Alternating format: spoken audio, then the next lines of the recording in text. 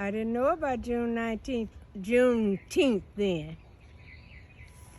In my day, we went out in the woods and cleared up under the tree and spread out blankets and put our food on the ground. And then we had to fight the ants then. And we went also in a wagon with mules, pulling mule wagon, you know what I'm talking about. Mules, that was our car at that time. And so we had a good time, but right now, I just don't know, it is so different now.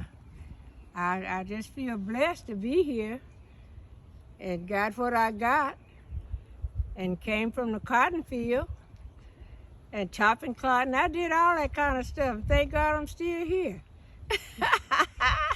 But you don't know what I've been through. I was just about out of slavery, just when that came up. And I didn't have time to do nothing but pick cotton or chop cotton.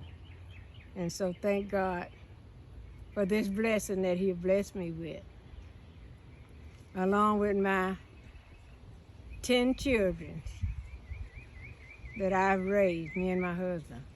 So it's a blessing just to be here right now at 95. Okay, Mama, so what do you say to the new generation that they say that it doesn't matter if you vote? They're wrong. The new generation nowadays, if they say it don't matter if you vote, they're wrong. Because every voice counts. When you count as one. And then the next will come up, that's two. Next with three, on and on like that. Boy, I'm telling you, we could end up with another black president. if they would all vote. So how do you feel about what's happening with the Republican Party and Trump? Well, I think that Republican Party is terrible. It really is. And we just have to go on as Democrats, and as many of Democrats to vote.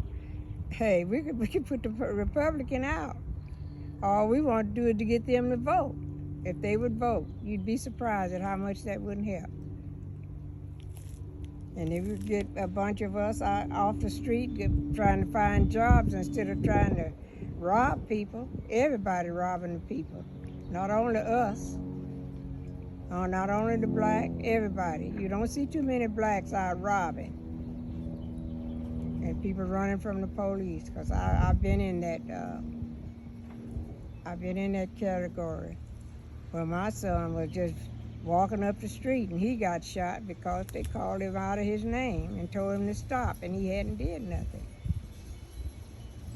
And I thank God that he survived. He was shot in both legs and in his back, and still didn't die. But it was my prayers. And I've come a long ways from the cotton field to my own business, and still cutting the bushes and stuff. And I'm still at a pretty good, well, I stay in good spirit, me and Jesus. He's my guide. So what does freedom mean to you? Freedom means everything, because at that time I was scared. I didn't know how to be free. I just had to look over my shoulders and see where the white man was at. I'm serious. And I was out in the cotton field and one grabbed me one time and I had to outrun him. That was a rough time in those days. And we was in his cotton field. And we used to go out with our dog and look for rabbits and stuff. The dog would catch a rabbit and bring it home and we'd cook it. And school days, I went to school when it was raining. And when it wasn't raining, I was in the field. And so God blessed me where I'm at now. So I just consider this a blessing to be free. I just don't know how to act, but nothing but free. When I think back over the times, I say, I don't see how I got over it, but I did.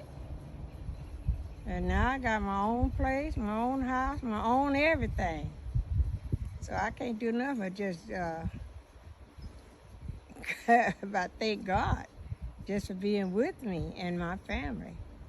And in my own house, when I used to be in the bed, we'd have to move buckets over to